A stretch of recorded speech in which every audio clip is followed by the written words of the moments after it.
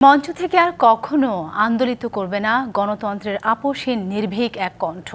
তাই বেগম খালেদা জিয়াকে শেষবার এক নজর দেখার পাশাপাশি জানাজায় অংশ নেন সর্বস্তরের লাখো মানুষ। গণতন্ত্রের আপোষহীন নেতার অন্তিম যাত্রায় মিশে লাখো লাখো মানুষের ভালোবাসা। এই জনস্রোতে স্পষ্ট ছিল খালেদা জিয়ার প্রতি মানুষের অকুণ্ঠ ভালোবাসা। একটি মৃত্যু, শোকে স্তব্ধ একটি জাতি। সাবেক প্রধানমন্ত্রী, গণতন্ত্রের আপোষহীন নেতা বেগম খালেদা জিয়ার মৃত্যুতে শোকাহত কোটি মানুষ। জানাজায় অংশ নিতে দেশের নানা প্রান্ত থেকে তীব্র শীত উপেক্ষা করে মঙ্গলবার রাত থেকেই মানিক মিয়া এভিনিউ ও আশপাশের এলাকায় জড়ো হতে থাকেন নেতাকর্মীরা। অনেকে ফুটপাতেই রাত কাটিয়েছেন প্রিয় নেত্রী জানাজায় সামনের কাতারে থাকার আশায়। বুধবার সকাল থেকেই লোকে লোকারণ্য হয়ে ওঠে সংসদ ভবন চত্বর ও এর আশপাশের সড়ক। লাখ লাখ মানুষের ভালোবাসা ও চোখের জলে বিদায় নিলেন বেগম খালেদা জিয়া।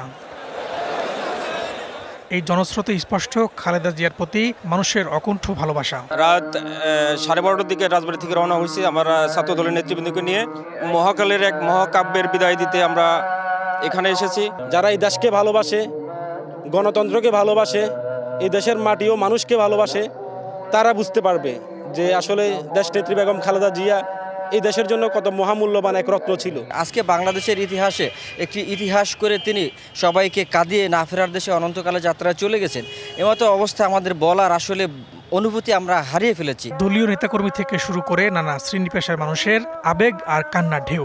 আজকে আমরা 18 কোটি মানুষ এমন একজন অভিভাবককে হারাইছি যা আমরা কখনো পুরা করতে পারবো না। বাংলাদেশের তিনবারের প্রধানমন্ত্রী।